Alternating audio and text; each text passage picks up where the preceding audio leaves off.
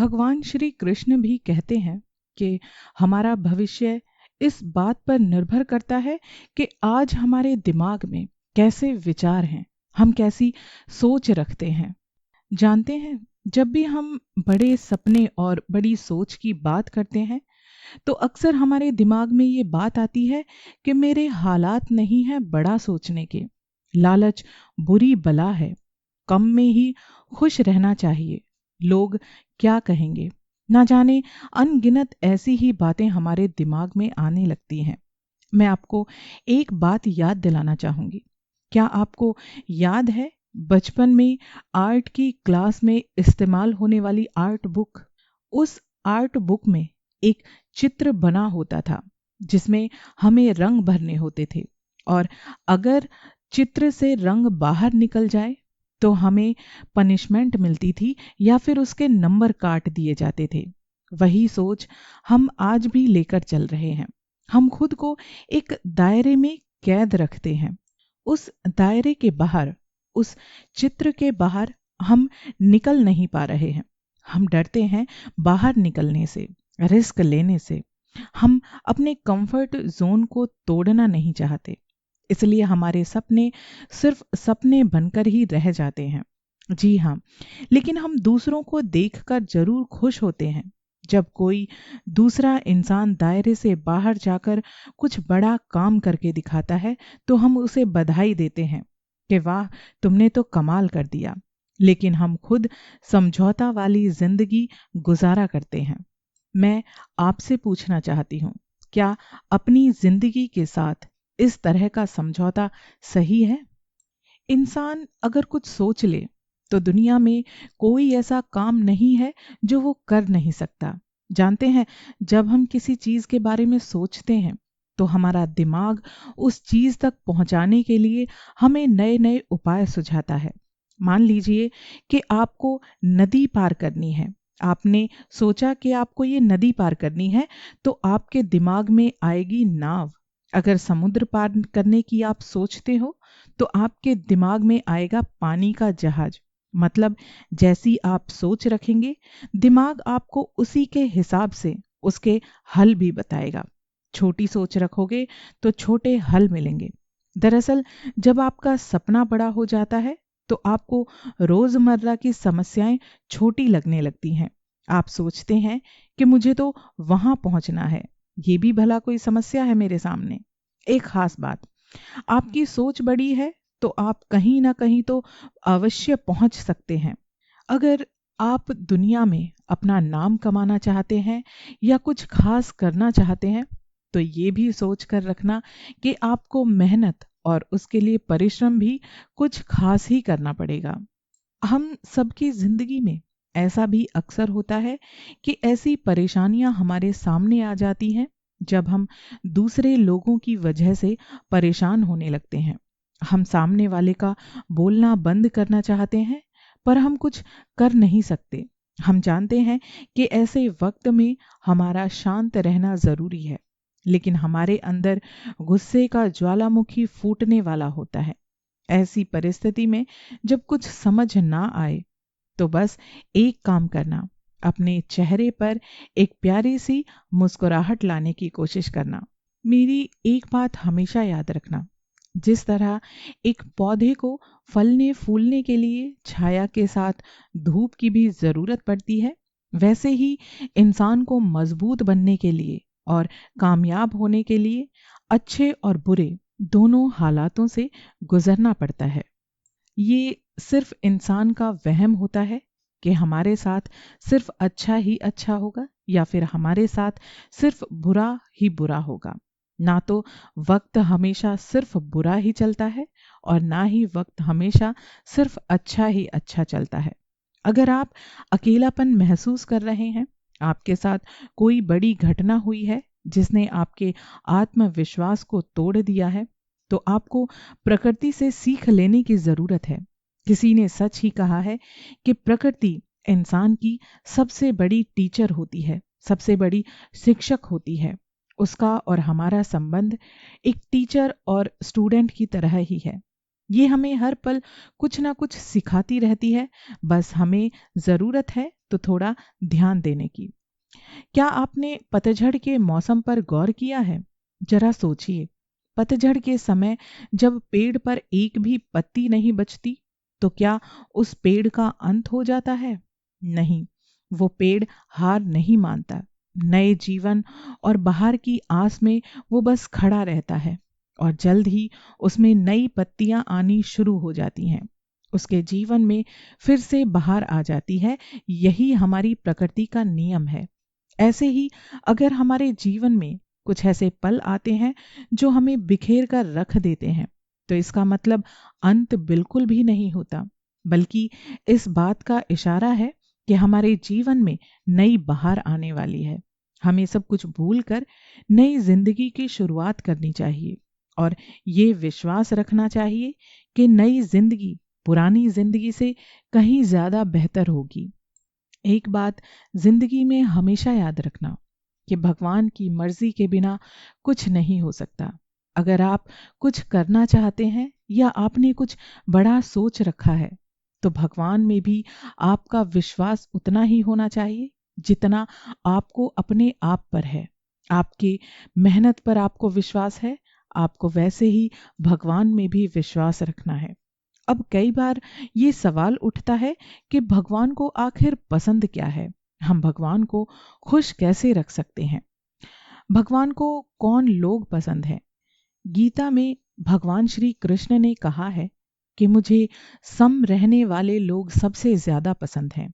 सम रहने वाले मतलब जो सुख और दुख में ज्यादा विचलित नहीं होते। अब कुछ लोगों का स्वभाव होता है कि खुशी होती है तो ढिंढोरा पीटते हैं, और जरा सा दुख होता है तो टूटकर बिखर कर बैठ जाते हैं। भगवान श्री कृष्ण कहते हैं कि सुख और दुख इंसान के मौसम की तरह होते हैं। जैसे गर्मियों के बाद सर्दियां आती हैं और सर्दियों के बाद गर्मियां आती हैं, वैसे ही इंसान के जीवन में सुख के बाद दुख और दुख के बाद खुशियां भी जरूर आती हैं। ये बात बिल्कुल सच है कि इस दुनिया में हर कोई एक बड़ा इंसान बनना चाहता है, पर सच बात तो ये है कि बड़ा इंसान वही बन पाता है जो अच्छे विचार रखता है, अपनी सोच बड़ी रखता है। लोग छोटी सी सोच की वजह से सोच को सच में बदलते देर नहीं लगती। इसलिए सकारात्मक सोचने में एक क्षण की भी देर नहीं करनी चाहिए। जमीन अच्छी है, खाद भी अच्छा है, पर पानी अगर खारा हो तो फूल नहीं खिलते। भाव अच्छे हों, कर्म भी अच्छे हों, मगर वाणी और विचार खराब हों तो संबंध कभी नहीं टिकते। चींटी से मेहनत सीखिए, बगुले से तरकीब और मकड़ी से कारीगरी सीखिए। अपने विकास के लिए अंतिम समय तक संघर्ष करते रखिए, क्योंकि संघर्ष ही जीवन का असली मतलब है। अपनी जिंदगी के किसी भी दिन को मत कोसना, क्योंकि अच्छा दिन खुशियां लाता है तो बुरा दिन अनुभव भी देकर जाता है। एक सफल जिंदगी के लिए आखिर ये दोनों बहुत जरूरी हैं। सच कहूं तो इस दुनिया का यही असली मंजर है, कहीं अपनापन तो कहीं पीठ पीछे खंजर है। भगवान श्री कृष्ण कहते हैं कि कभी किसी के चेहरे को मत देखो, बल्कि उसके मन को देखो, क्योंकि अगर सफेद रंग में वफा होती है तो नमक जख्म की दवा होती। जैसे जैसे नाम आपका ऊंचा होता है, वैसे वैसे शांत रहना सीखिए, क्योंकि आवाज हमेशा सिक्कों की होती है, नोटों में कभी आवाज नहीं हुआ करती। ये बात बिल्कुल सच है कि हर इंसान दूसरों को बदलने में लगा हुआ है, खुद को बदलने का कोई विचार ही नहीं करता। किसी ने बिल्कुल ठीक कहा है कि हम अपने विचारों से आकार लेते हैं, जैसा हम सोचते हैं वैसे हम बन जाते हैं। जीवन में हजारों लड़ाइयां जीतने से अच्छा है कि हम स्वयं पर विजय प्राप्त कर लें। फिर जीत हमेशा हमारी ही होगी, और हमें कोई नहीं हरा पाएगा, और ना ही हमारी उस जीत की खुशी को कोई छीन पाएगा। बुराइयों से दूर रहने के लिए अच्छाई का विकास कीजिए, और अपने मन को अच्छे विचारों से पूरी तरह भर लीजिए। हम तभी असफल होते हैं जब असत्य का सहारा हमें लेना पड़ता है। जमीन पर बैठकर क्यों आसमान देखता है, पंखों को खोल, जमाना सिर्फ उड़ान देखता है। लहरों की तो फितरत ही होती है शोर मचाने की, मंजिल उसी की होती है जिसकी नजरों में तूफान होता है। जिंदगी में गिरने से कभी मत डरो, क्योंकि उड़ते वही हैं जो गिरने की भी हिम्मत रखते हैं। जिसको जो कहना है कहने दो, आपका क्या जाता है।